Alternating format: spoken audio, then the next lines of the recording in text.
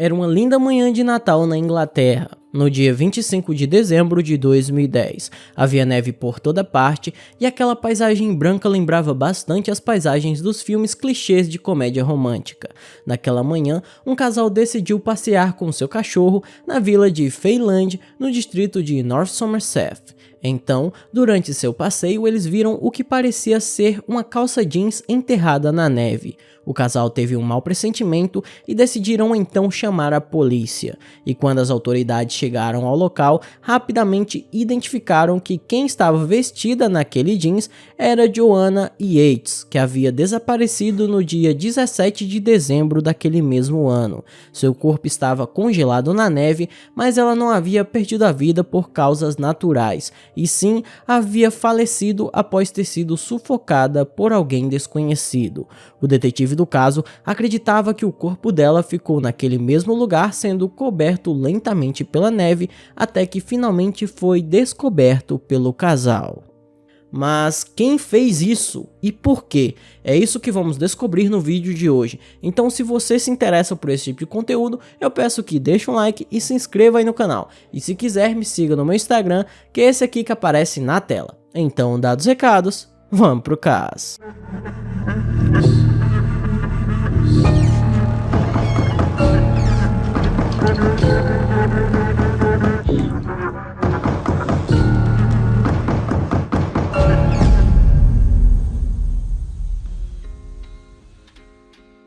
Como eu tenho feito nos meus últimos vídeos, antes de continuar contando a história do caso, eu vou primeiro apresentar para vocês a vítima. Joanna Yates nasceu no dia 19 de abril de 1985 em Hampshire, na Inglaterra.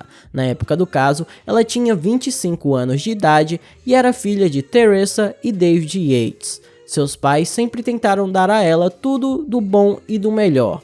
Ela frequentou uma escola particular e depois de concluir os estudos, passou a cursar arquitetura paisagística na universidade e conseguiu um emprego em sua área logo após se formar. Foi nesse emprego que Joanna conheceu Greg Reardon. Os dois começaram a se dar muito bem e passavam muito tempo juntos fora do trabalho.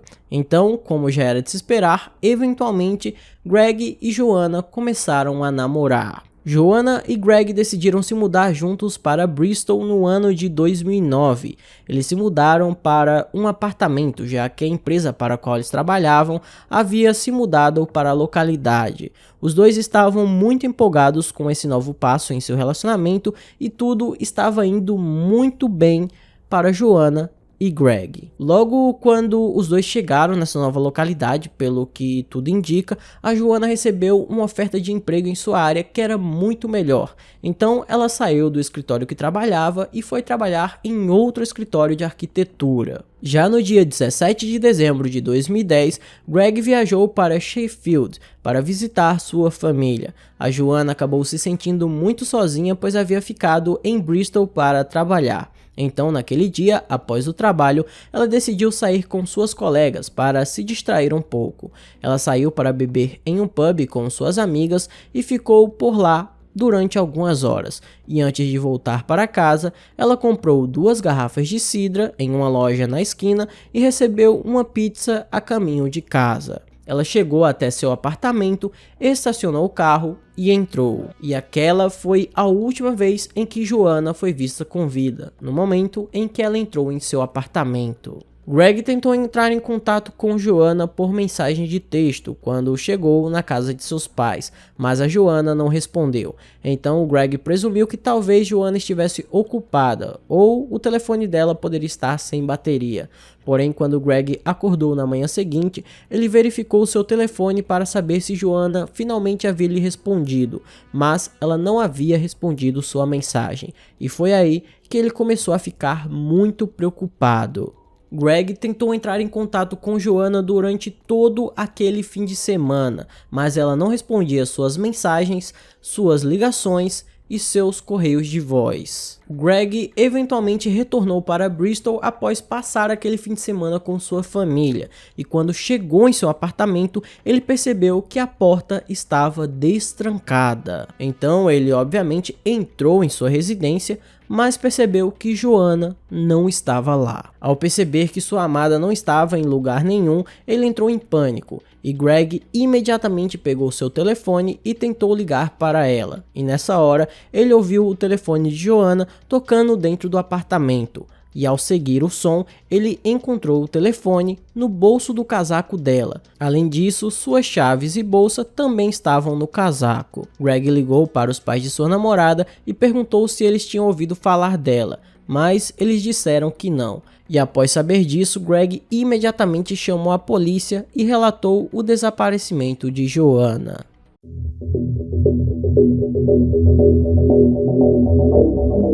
Os pais de Joanna rapidamente foram para Bristol e tentaram encontrar desesperadamente a filha, e enquanto buscavam por ela, acabaram encontrando o recibo da pizza que Joanna levou até sua casa na noite em que ela desapareceu. Mesmo que eles tenham encontrado o recibo da pizza, não conseguiram encontrar a caixa em local nenhum. Se por um lado eles não conseguiram encontrar a caixa da pizza, eles encontraram as garrafas de cidra que Joanna havia levado junto com ela. Uma delas estava parcialmente bebida e a outra não havia sido tocada.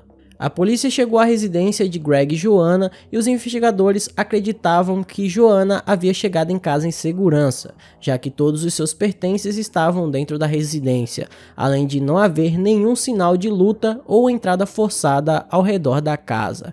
Provavelmente, Joanna havia sido raptada, e quem a raptou era alguém em que ela confiava o bastante para abrir sua porta. Com essa suspeita, uma investigação logo começou, e a família de Joanna apelou aos meios públicos para pedir que qualquer pessoa enviasse informações sobre sua filha. E a mídia deu muita atenção a esse caso de Joanna, cobrindo tudo nos mínimos detalhes. Enquanto isso, a polícia procurava em todas as partes com bastante empenho, até que chegaram ao ponto de início desse vídeo, quando o casal notou um jeans azul saindo da neve na manhã de Natal daquele ano.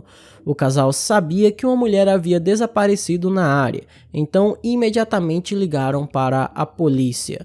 Quando as autoridades chegaram ao local, encontraram um corpo feminino enterrado na neve e rapidamente confirmaram que aquele corpo pertencia a Joanna. Joanna foi encontrada a cerca de 5 km de seu apartamento e ela havia sofrido cerca de 43 ferimentos, incluindo ferimentos no rosto, garganta e braços. Mas não havia nenhum sinal de que ela tivesse sido violada. Joanna perdeu sua vida após ser sufocada por alguém, e seu corpo foi quase que perfeitamente preservado por causa da neve que caía. Os investigadores inicialmente suspeitaram que Greg tinha algo a ver com o crime, mas ele tinha um álibi muito sólido. Além disso, ele não estava nem perto de Bristol quando Joanna desapareceu. Então, a polícia mudou seu foco. Eles entrevistaram os vizinhos de Joanna, e esses vizinhos incluíam Vincent Tabak e sua namorada Tanja Morrison.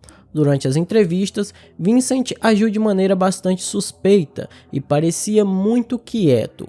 A única pessoa que estava respondendo às perguntas da polícia era Tanja. Tanja disse à polícia que estava em uma festa fora da cidade quando Joanna desapareceu e que Vincent teria ido buscá-la mais tarde naquela noite. Aquilo significava para a polícia que Vincent tinha ficado sozinho durante muito tempo na noite do desaparecimento. Porém, Vincent disse que nunca tinha tido nenhum contato com Joanna, e ele também citava um álibi. Segundo Vincent, ele teria ido ao supermercado naquela noite, no intervalo de tempo em que Joanna supostamente teria sido raptada, e ele não viu ou ouviu nada de estranho naquela noite. A polícia então questionou o senhorio de Joanna, chamado Christopher Jefferies. Os investigadores acreditavam que Joanna teve a vida ceifada em seu apartamento e em seguida seu corpo foi retirado de lá. Christopher era a única pessoa com as chaves extras do apartamento de Joanna. E para piorar a situação para o homem, outros inquilinos disseram que achavam Christopher assustador e que ele sempre fazia as pessoas se sentirem desconfortáveis. Então a coisa estava feia para ele. Ele disse à polícia que estava sozinho em seu apartamento, lendo livros na noite em que Joanna teve a vida ceifada, e ele sabia que Joanna estaria sozinha naquela noite, já que Greg havia lhe dito que iria passar o fim de semana fora. A mídia, obviamente, imediatamente pintou Christopher como o culpado. Ele acabou sendo preso por suspeita de envolvimento na morte de Joanna, e um de seus inquilinos, justamente o Vincent, entrou em contato com a polícia após sua prisão. O Vincent misteriosamente tinha tido um lapso de memória que lembrou do que havia acontecido naquela noite e disse para a polícia que havia visto o carro do Christopher virado como se ele tivesse saído de casa naquela noite em que a Joanna foi raptada e teve a vida ceifada. Então a polícia apreendeu o carro do Christopher e fizeram vários testes para ver se encontravam o DNA da Joanna no veículo, mas não encontraram nada. E como não tinham nenhuma prova concreta, tiveram que soltar o Christopher alguns dias depois de sua prisão. Nessa hora, os investigadores sentiam que estavam em um beco sem saída, mas eles lembraram que Vincent havia agido estranho. Ele só avisou a polícia que tinha visto o carro de Christopher mudar de direção quando soube que o homem estava preso. Então, os policiais levaram Vincent para um interrogatório novamente. Os policiais então pegaram uma amostra do DNA do Vincent e essa amostra foi testada utilizando algumas amostras de DNA que foram encontradas na cena do crime. O DNA de Vincent foi encontrado em várias evidências na cena do crime. Então, ou ele era o culpado, ou ajudou a pessoa que cometeu aquele crime. Mas era bem provável que ele tivesse feito tudo aquilo sozinho, já que o DNA dele foi encontrado no peito e nas roupas de Joanna. Além disso, o sangue dela foi encontrado no porta-malas do carro de Vincent. Então, com essas evidências, o homem foi preso.